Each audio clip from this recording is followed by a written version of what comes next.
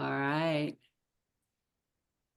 Shall we start since it's pretty much everybody's here? It's good to see everybody. We're gonna talk about our authentic selves. Yes. All right. Okay, so I put the link to the readings in the chat if you haven't gotten that already. Just scroll down to the last reading, Our Authentic Selves. There should be a tab on the left where you can just click that. Um, okay, Our Authentic Selves. Children intuitively know that they'd better follow their parents' program or else. Children know that it is far more important to be who their parents want them to be than to venture off trying to be themselves. If they want their parents' approval, children had better be good, and they know that being good means suppressing their authentic selves.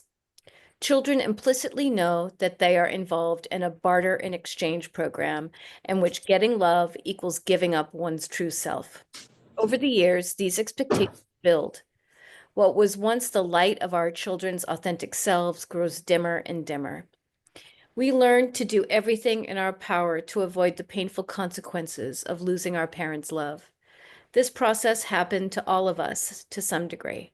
Instead of being given the freedom to blossom into our authentic selves, we were, mostly through implicit programming, coerced to abandon our authentic manifestations of ourselves. As this inner self muted itself, we slowly became a carbon copy of our parents' ways. We masked our true selves and eventually buried them, hoping that our new personas would provide a sense of worth and significance. Think about this great reality. Instead of feeling as worthy and empowered as we truly are, we were made to feel like aliens in our own lives. Instead of being celebrated for who we are, each of us soon came to be left with an insecure and needy replacement, a pseudo self, hungry for worth, approval, and validation from our parents. We aren't supposed to have an inner child filled with fears and inner holes, so to speak. We are supposed to feel full, complete, and worthy.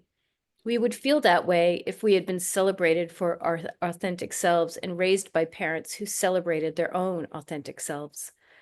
We developed this fearful inner child because we were raised by unconscious parents in an unconscious culture. Yeah, I chose the reading because it speaks a lot to the codependent beginning of how it helped how it was created and manifested. And that each of us in this group right now have an authentic self, and that's what we're trying to uncover and resource again. It has never gone away. It's just been stunted or covered or repressed. And my goal of many is to see if we each can start resourcing that authentic self that we came into the world with and still have.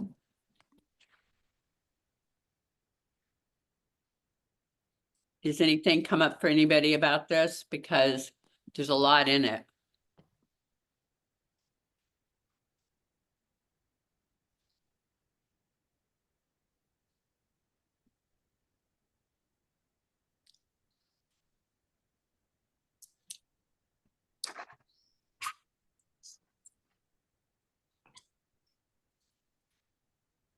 Are you rereading?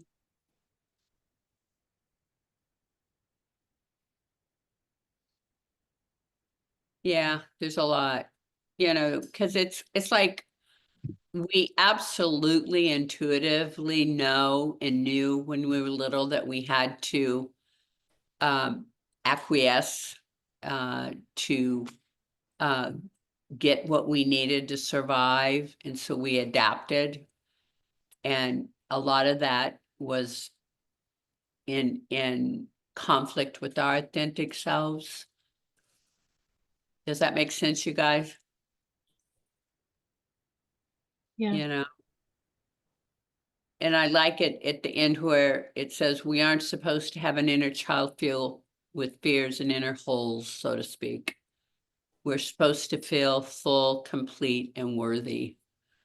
And that's our goal, right? Isn't that the group here to get to that place? Right? Anybody want to speak to their authentic self, from their authentic self? I'll speak up just for a second. This is Kate, and I guess the first thing I started thinking about when I read this was like, so what would it look like to have a healthy upbringing in childhood, and does it exist? Or maybe healthy isn't the right the word, but um yeah, are there parents out there that leave a child alone 100% without their own biases and instilling in them their belief system? Does that exist? The question, I think in this culture, it's rare. Do I think there's other cultures? Yes, Mhm. Well, that are less harmful, let's put it that way. mhm, That impact their children in a much more embracing, nurturing, respectful. mhm, mhm, I feel like this culture, and it has nothing real, I mean, it has nothing to do with our parents choosing the way they raised, because they were raised. And the thing I'm hoping is that we can stop the generational trauma that's passed down and passed on.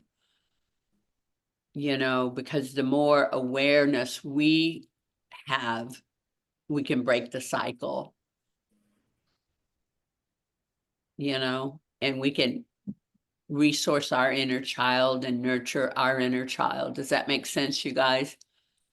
Yeah, it does. And so I could see that parents are doing this because they want to protect their children. And I think we watched something at um VKM that was related in that it said don't um it was about parenting. And I'm not a parent, I don't have kids, but I do find this fascinating because of who I am, obviously. But um what it basically takes their own karmic journey away if you actually are telling them how to behave or what to do, and also telling them that you don't think they can do it on their own. I don't know. I might be taking in a different direction. I apologize, but Oh, I think that's an amazing perspective, and we do that to our own inner self. It's not just what we do with our children. Mhm. You know what I mean by that? Mhm. We're interfering with our own karmic journey, Mhm. because we are oppressing ourselves through, the past, and Mhm. not really coming from it's hard to find your authentic self once you weren't allowed. You know what I'm saying? It's like, what is the path? And I'm asking you guys, what is the path um, to connecting to the essence that you were born with?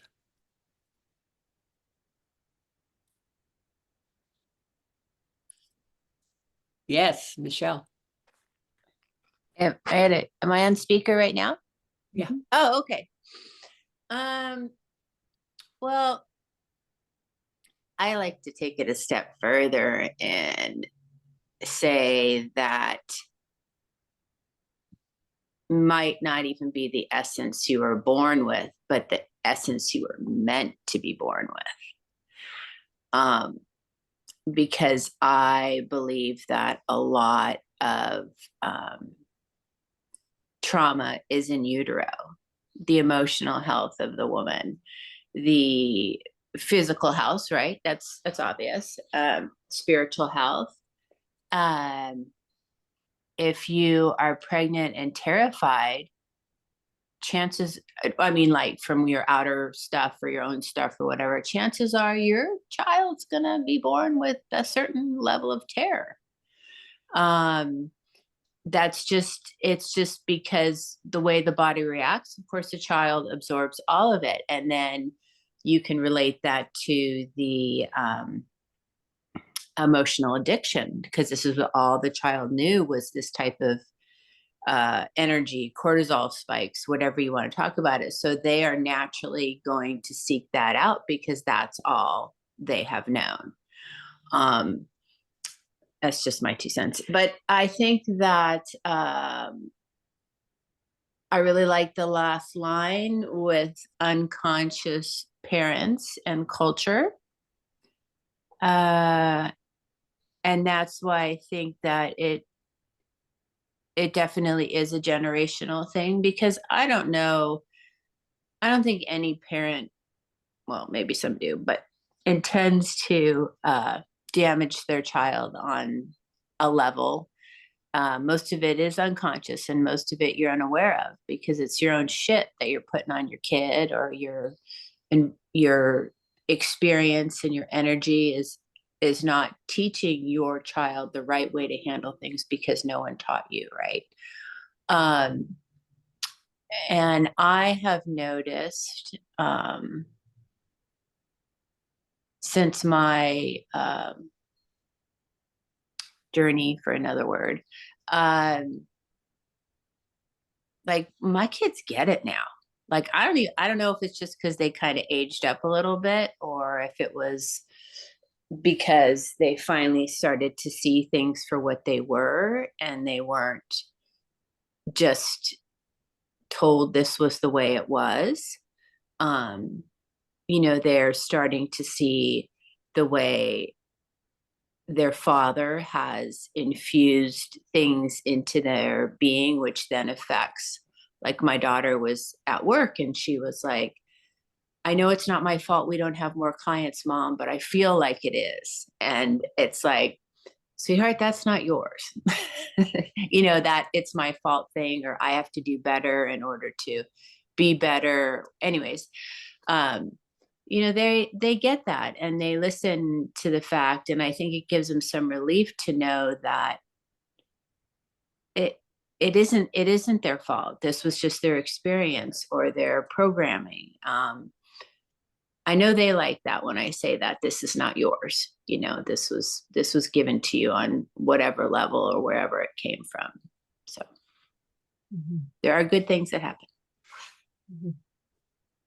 Yeah, Michelle, I love that. And that you now are an example that can help them understand more completely and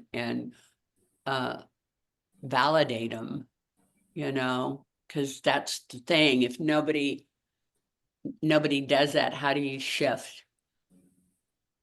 I mean, you can, but it takes, special person. But I'm glad you've done the work, and now you can be the example for your girls, And help them recognize their Yes.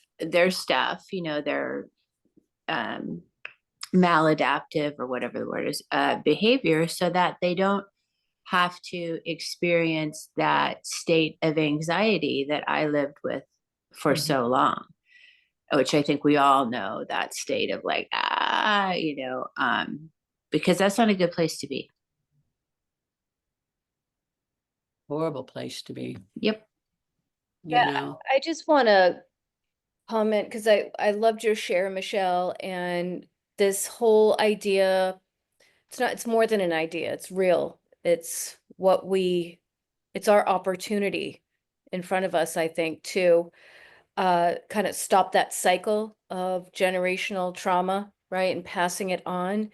And I don't have kids, but this is such an important, I don't think it matters if you have kids or not, is I guess what I'm trying to say. That for me, you can interrupt those cycles even without being a parent. And being that kind of model that in the way that we show up in the world, the way that we interact with people, and doing the work to connect with our authentic self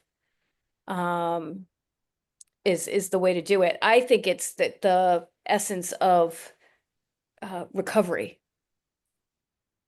One of the main things, of course, for some, the recovery is like getting sober. For others, it's getting help with depression, or whatever it may be.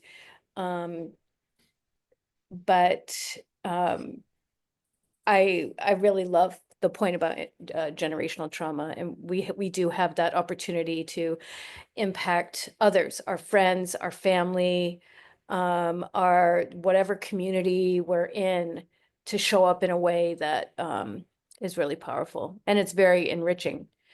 But the other thing that I want to say is I want to take it back to that question you asked, Janice.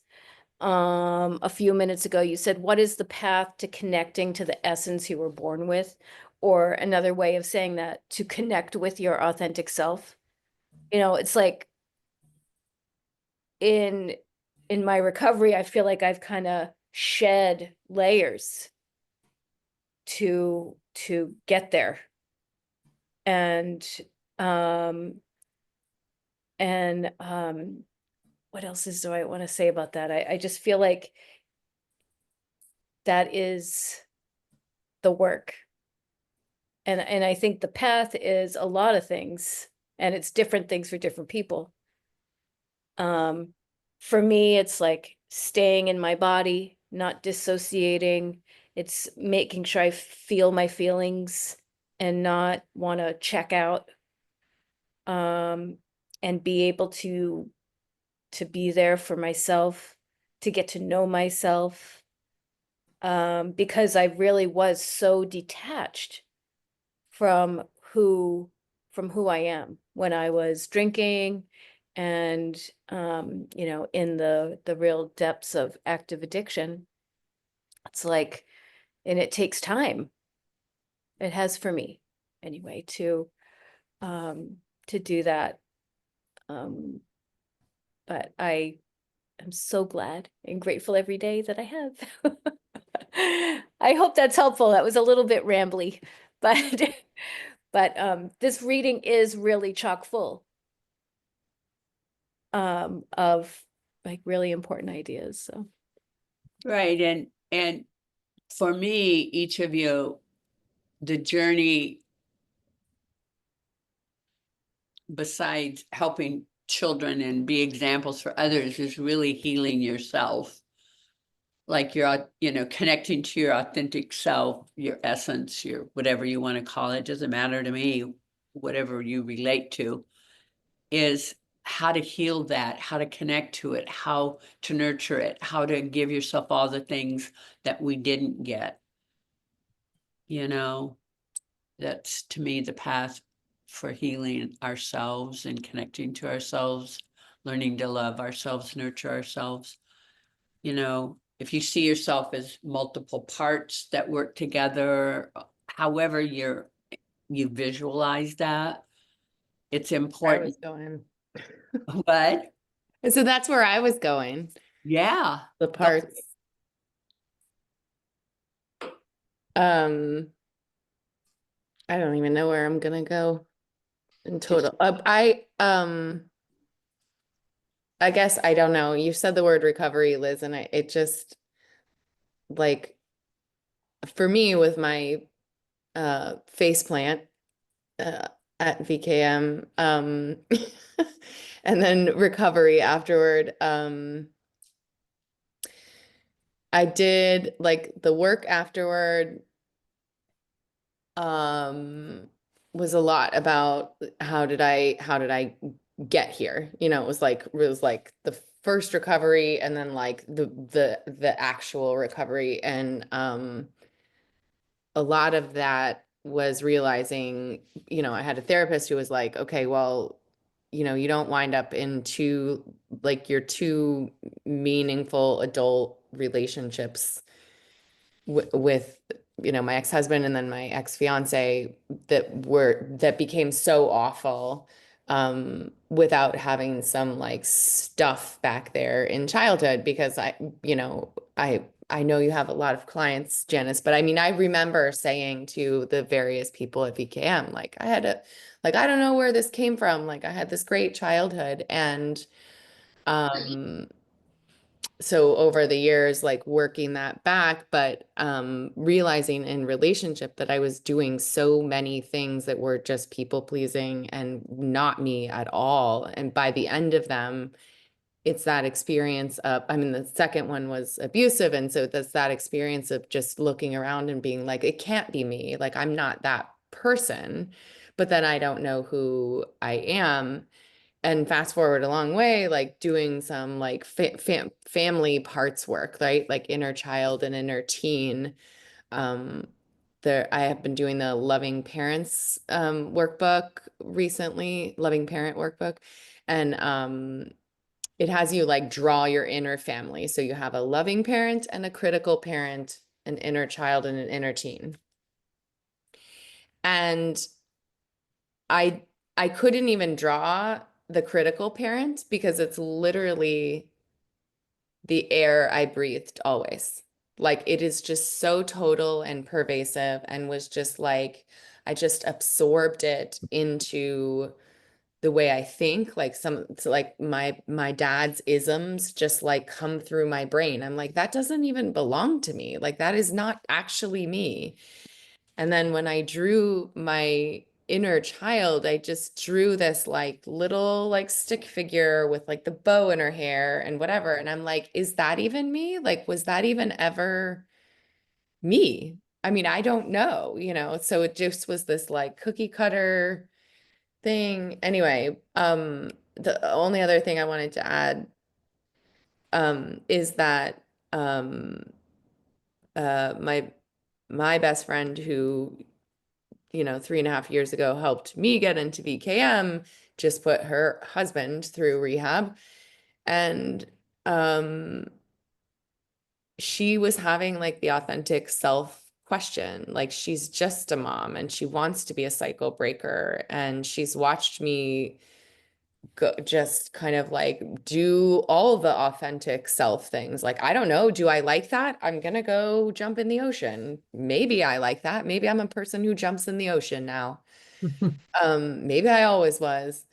And so we called it her name is Ashley. Like we called it her Ashley project. So I would just be like, you'd have to put it on your calendar. Like it's required of you to put it on your calendar for an hour and just like do what you want to do when you don't have to take care of your husband being drunk around your kids. You know, it's like, what do we do with ourselves? It's so basic. I mean, she couldn't even do it in the beginning for an hour at a time.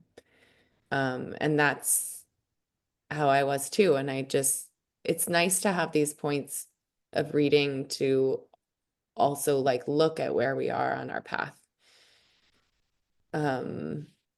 It just, I wake up feeling a lot more peaceful if I can answer that, like literally, what do I want to eat for breakfast?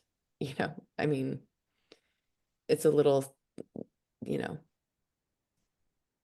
no wonder I was so disoriented. Yes, I love that. It's like most people when they first come into VKM, they don't know what their needs are. They don't know what joy is. They don't know themselves because of all the things we talk about as the layers of codependence, you know, the narratives, the beliefs, the roles. It goes on and on and on. Those define us, but they don't. You know, that is not the definition of who we are, but how do you get to know yourself? I love that. Even if it's 10 minutes, you know, take 10 minutes, it does, and then work it into an hour. But, you know, and I like the discussion because each of you have a different path around this. And I love that because then it makes it richer. It's like, how do you find joy? How do you even know what you enjoy at first? You know, you, like you said, jump in the water and see if you like it. If you don't, you know, seriously. It's like, you know, what And experiences are huge ways to find it, because we think about things instead of experiencing things and see how they feel. Try them on. You know, like really experience life instead of think about what we don't want or what we do want. Just experience it. How does it feel? I think it's important to also try people on because not everybody is for you, and that's okay. You don't have to like everybody, and not everybody has to like you. And um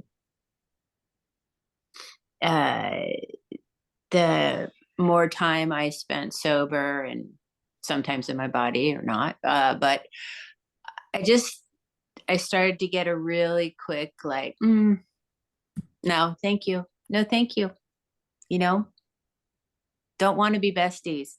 Don't want to play games. It's like, and I think it's really important to find out who serves you, because selfishly, if they're not going to be an addition to your wellness, then if they're just going to be another thing that drags you down or emotionally triggers you,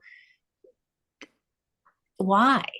Why include them in your time and your effort that you spent so much, that you already lost so much to? Everything is sacred now, including the people that I engage with. I totally agree, Michelle. I see time as the only thing we have a choice about. It's the most precious thing we have is time. And how you spend it is everything. And it is precious to me and sacred. So am I going to spend time with somebody that doesn't feel good or nurture me, or I'm not going to spend time doing anything that doesn't. Me neither. I was not, because I've spent too much time wasting it, you know. And I've mentioned this before. I know you've heard me say this, Janice, is that I don't think you can find yourself until you're alone. I really don't, because there's too much, and it doesn't have to be lonely. It may be lonely for a while. But if you have all these people and all these circumstances, you're still busy trying to make everybody happy. And it's really hard to navigate who you are if you're still in the people pleasing phase of things. And I think it's pretty tricky to figure out unless you spend some time alone. And I do believe that if you choose, you can find time, and you also can use people as resources to know who you are. Yeah, yes, totally, A totally. reflection and a mirror, you know. Uh, I'd like to hear from the rest of you though, because you all have such amazing beings, and I want to hear from you.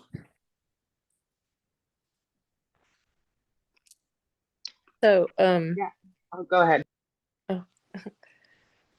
So I loved everyone's share for now, because it really makes a lot of connections with me, and I've been pondering and just kind of listening and observing and kind of thinking about what I want to say, because there's just so much here. And I think that for me it was being a people pleaser and trying to do everything perfectly, and trying to be superhuman and try to fix everything and try to smooth everything out. And it was so external focused, that now the healing is stepping back and like asking the questions.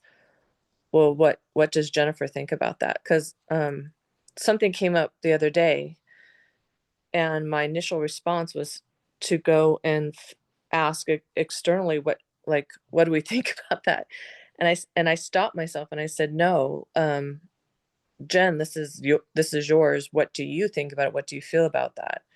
What do you think should be happening? And at first it was just blank, because I'm not used to thinking that way. It's always been to gather information from everyone else and try to, you know, collate it or coordinate it or whatever to ensure that everyone is fine with the situation or whatever. So you know, just I think it's just being more aware and just taking the time and the space to ask the questions of myself, like what do I think about that, like what is my opinion about that, and not rely on someone else's opinion to influence how I'm thinking or feeling about it, but to exert my opinion for myself more forward and as the priority.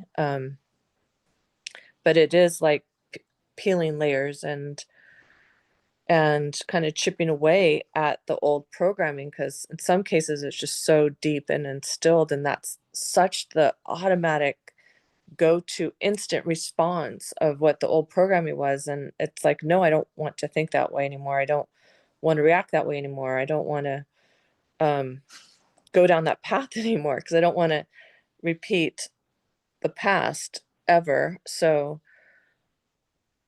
I just have to keep trying and keep and then try not to be over judgmental of myself and show way more compassion to myself and be like, you know, you're on this journey, you're creating your authentic self. You now became aware. And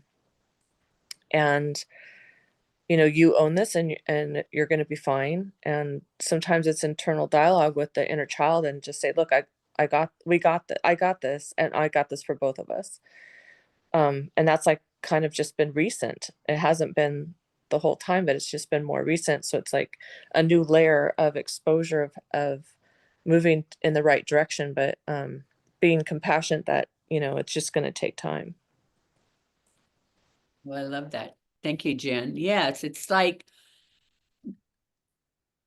when you pause, you have a chance to go inward, and then your knowing and your intuition and your feelings will direct your thoughts instead of your thoughts directing those processes.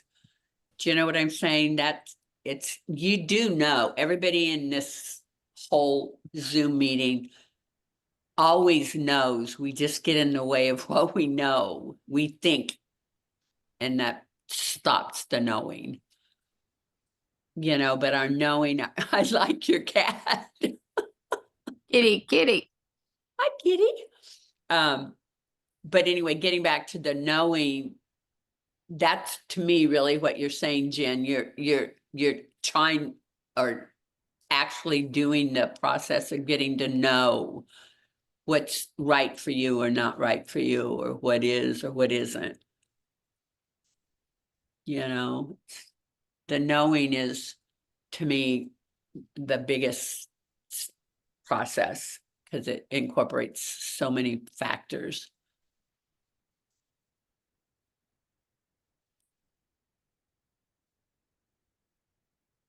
All right, Sarah. All right. I have so many notes I'm taking. This is good. Yeah, I mean,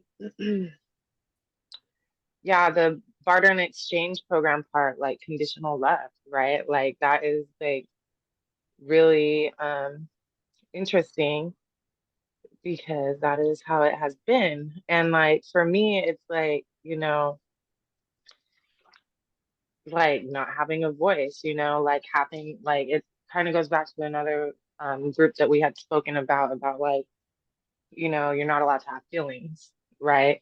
So like that totally disconnects us, disconnected me from myself, you know.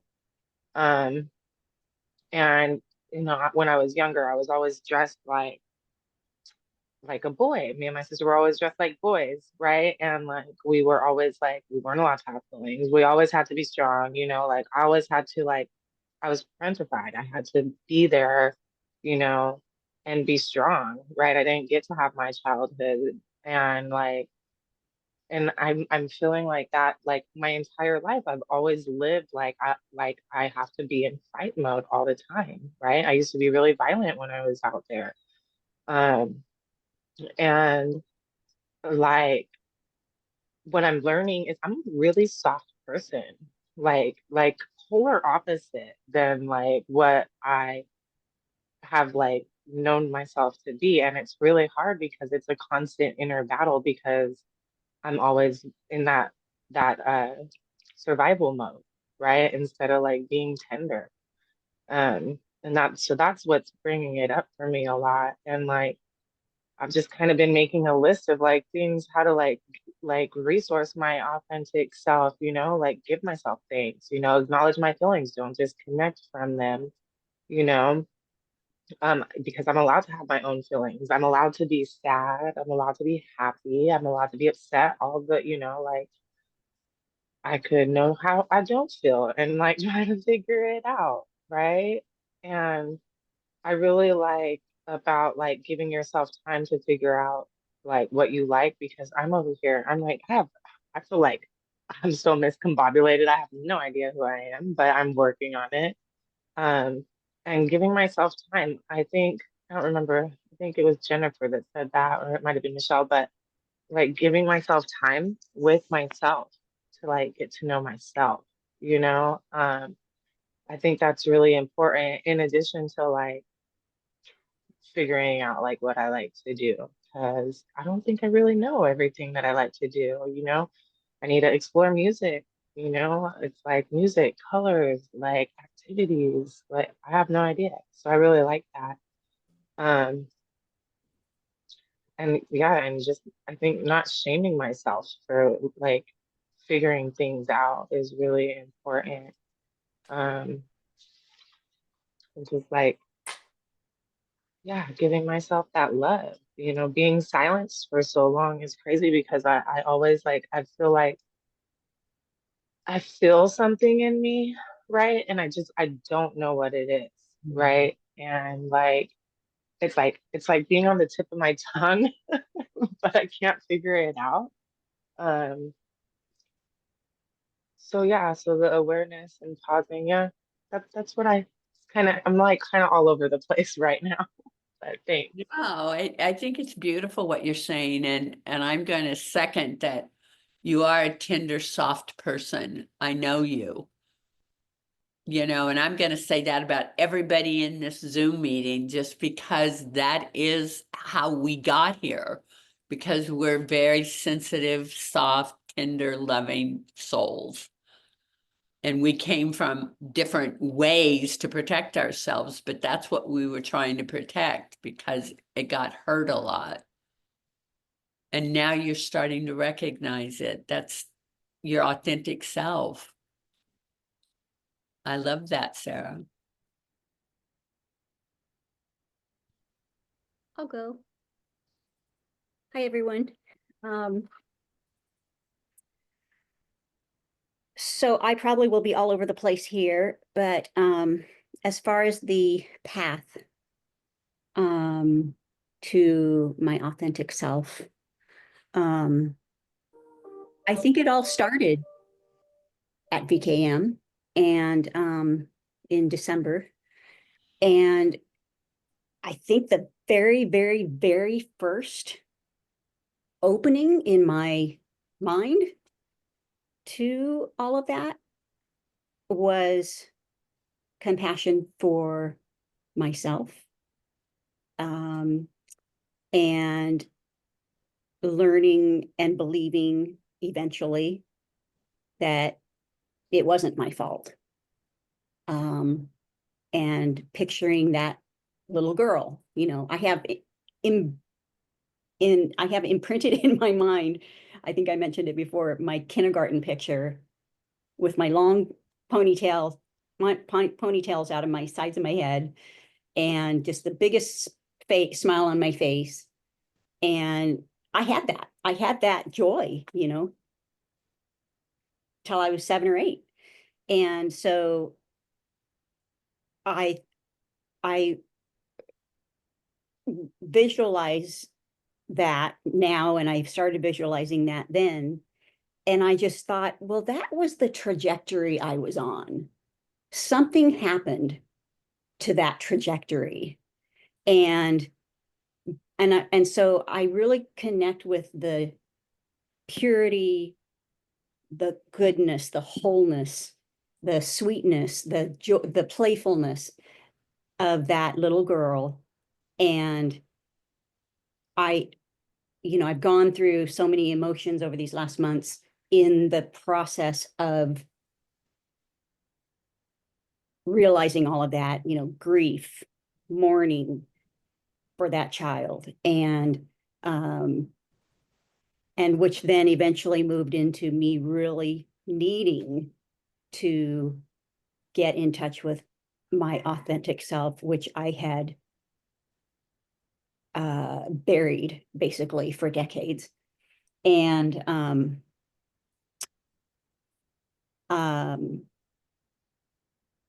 so that, getting in touch with my inner spirit, whatever you want to call it.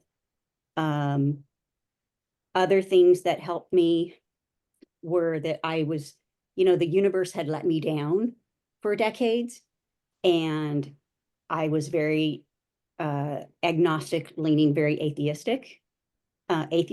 and which is all fine and good. However, for a person in my situation who had so much trauma, to then not have any kind of faith or even if it's not religious, I now realize was so detrimental for me. And so having some sort of faith, universal energy, whatever it is, has been just life-changing for me. I now have this wonderful belief that the intention of my life was designed before I was even born, and that life is still wanting to manifest. It's just that I have gotten off track with all of this trauma and all of the burying of myself and all of that for decades. And I now, and this has come from reading, you guys. I mean, I just read over just constantly. And when I have those inner critic thoughts that come up and things like that, when, not all the time, but when I can do this, I realize in the moment that I'm keeping myself in the past by continuing to have these critical thoughts of myself. And when I do that, I'm not living in alignment with that intention that was set before I was even born. That intention that if I live in alignment with the joy of that little girl, the playfulness of that little girl, that pureness, if I live my life aligned with that, I will, the things will manifest in my life that were intended to manifest. And it may not be good all the time. I now am realizing that the things that have happened, particularly, like in my adult life, they've helped me. They've helped me in one way or another to get where I'm going. And I now kind of believe that, the people that have come into my life have almost been teachers, whether they were negative or positive. What I think, is what I will manifest, is what I now realize. Another thing that's been huge for me is, for decades, I was really disconnected from enjoying music. Or at least maybe not the whole time, but particularly the last several years when I've been, in this depression. And I have this wonderful playlist that I got from VCAM, and I listen to it constantly. And, whenever I have any time to myself, I walk everywhere. And so when I walk places, I am listening to this music. And I kind of think that it has actually started to rewire my brain, because I'm bombarded with these songs of strength, these songs of healing, these songs of feeling good. And that has been really huge. Developing, strengthening like my community around me has been wonderful, because I was depressed for so long that I didn't have an interest in doing that in a way that I was really wanting to connect. I mean, I did it, but I was so dissociated that I didn't even have the capacity to connect on a true level. Really taking care of myself, exercise, making sure I'm eating right, trying to get good sleep, trying to be grateful. And what I mean by that is I've been so disconnected from my feelings for so many decades that I actually have had a difficult time even having that felt sense of gratitude. Even though I'm grateful for things intellectually, I just, I'm coming out of being so dead inside emotionally that I really didn't even know the feeling of gratitude and like that heartfelt sense.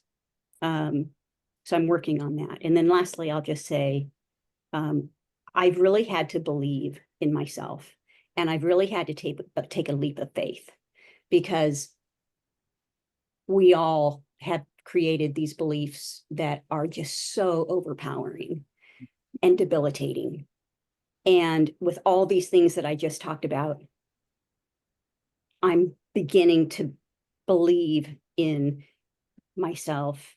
And I think I'll just leave it with that. Oh, I love that. Thank you, Cindy. I just want to say, I see that 7-year-old. Oh, I do. I just feel her, I see her, and she is you. yeah. You Yeah. know, like grab hold and let Yeah. her guide you, because she is your essence. Yes. Thank you. And we see her too.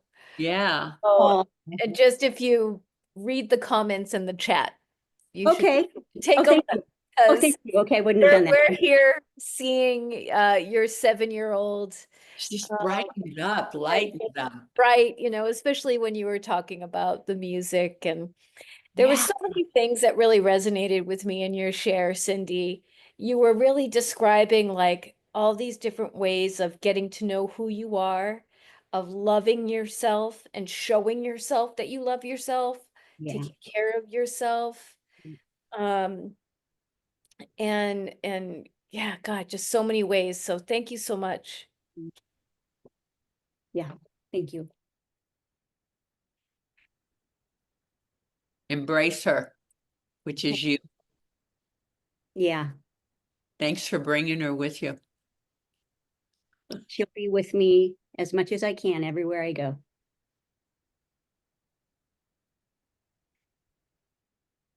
That was really great, Cindy. Yes, to everything everyone said, like I just have been living my life telling myself that that little girl doesn't belong in this world because that's what I was told. And but instead of going on and on about that, I just wanted to make an observation that as we're sitting here bringing up our authentic selves, or at least the intention, and no matter how much we feel like we're connecting, feel like every single I don't know how many more animals there are out there, but they're all coming into our screens like, and I think that says something, because yeah, animals, like children, typically they they they see that purity in the soul. I don't know. Anyways, that's all I wanted to say. Yeah, I like that too. It's like the reason we're so attracted is because it is our connection to our authentic self.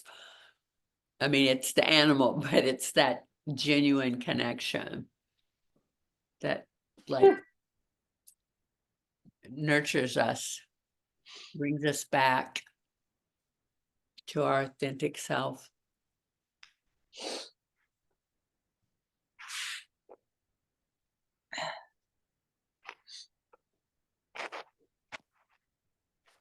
Anybody else want to share?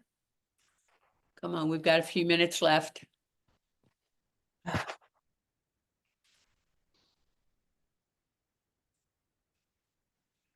Because I know there's a lot going on in those minds and the hearts and the spirits out there.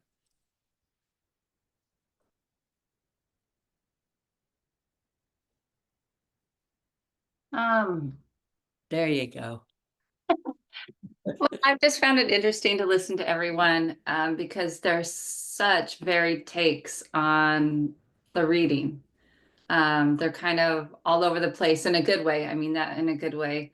I think of the reading and I think of, you know, my parents and having to be exactly what they wanted me to be. But finding my authentic self, I don't even know how to do that. I don't even know where to start. I mean, when I was at VKM, everything was gung ho because everything was you were in such a bubble, that it was amazing and you feel like you could take on the world. And then you come home and I found it more difficult since I've been home, and I found myself relapsing into a little bit more of that depression since I've been home. I also, my mom died a few years back, so even talking to her about any of the stuff that she did is impossible. And my dad's 94, so you can't talk to him about anything. So it's just trying to find my way, and I'm lost, I guess is what I'm going to say, is I am lost. And I still don't know how to find that way to the true authentic self. And I try all these different things, but I find myself crawling into more and more of my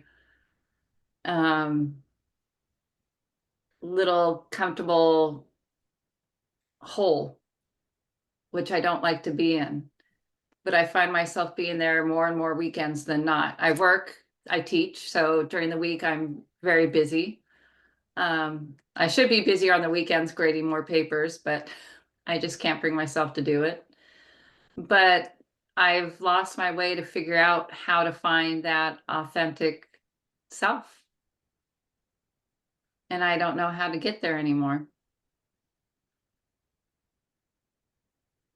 I have a question. What worked for you in the bubble at VKM?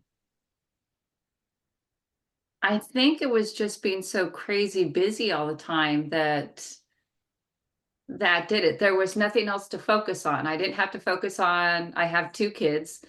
So I didn't focus on kids. I didn't focus on cooking. I didn't focus on cleaning. I didn't focus on anything else. I had to focus on that. I would read all the time because it allowed me to do so. It allowed me to, I would spend my lunches reading, and it was fantastic. But it also was a bubble with all the same people in the same, going through mostly the same thing. And then all of a sudden you're on your own. My daughter just went away to college this year, I should also say. My last child just went away to college. So it's the first time I have no one home. So Big one. so that makes things, I think, more difficult as well, is that there's just no one home at all. I mean, there's my buddy, there's my dog. I'm not gonna negate him, but yeah, so it's just very different. So mine's not very, I'm not very uplifting right now, and I feel bad that I'm not being very uplifting. I'm finding, you know, I'm glad I have this Thursday group. I can just say that much. That's one thing I have going for me, is this Thursday group that I just discovered, so I'm loving it. Yeah, and I just want each of you, including you, Kristen, but to hold that your authentic self is talking right now. You are being authentic and real. and sharing your truth. And we are here for you. We're here. You don't have to be anything except exactly where you are. That's what this group is about. It's not like you have to bring a happy face. How's that going to help all of us? I mean, you might be happy, or you could be sad, or you could be whatever, but it's the authenticity and the ability to be held regardless Yeah, in all of your parts. that's true. That is true. And that is helpful in itself, in and of itself. Right. And being an empty nester is a big deal. Yeah, it's hard. It's much harder than I thought it would be. May I add something? Sure. I really appreciate what you're saying, Kristen, and I get it. I really get what you're saying. This may be not something, may be something you're not interested in at all, but it's actually allowed me to have a brand new community of like people that are awesome, and it's pickleball. So I don't know if you have any time on your weekend, Saturday morning or Sunday morning, or whenever you can do it, even if you have had no experience with racket sports or anything. Pickleball community is so welcoming, and it's people of, there are some younger people there, but it's mainly like, a lot of people our age and, within that vicinity. And I just can't tell you how so many people have had transformational life changes because they have gotten into started playing pickleball, just going down to like whatever drop-in place you can go to. So just wanted to share that. It's an easy way to find a whole new Try community. that. I love that. We can have Yeah, I we wanted can have just to have pickleball. I wanted to say thank you for your share too, Kristen, because I think it's important too that I mean, that is your authentic self, right? And like having, empty nest, that's a big deal. Like that ultimately like is what took my brother out because his kids went to college and he fell into a depression and didn't talk to anybody about it. So I'm really glad that, Yeah. you're bringing that up and that like this is a safe space for that. So just grateful for that. And it allows everybody else to be real. Right? I appreciate that actually very much.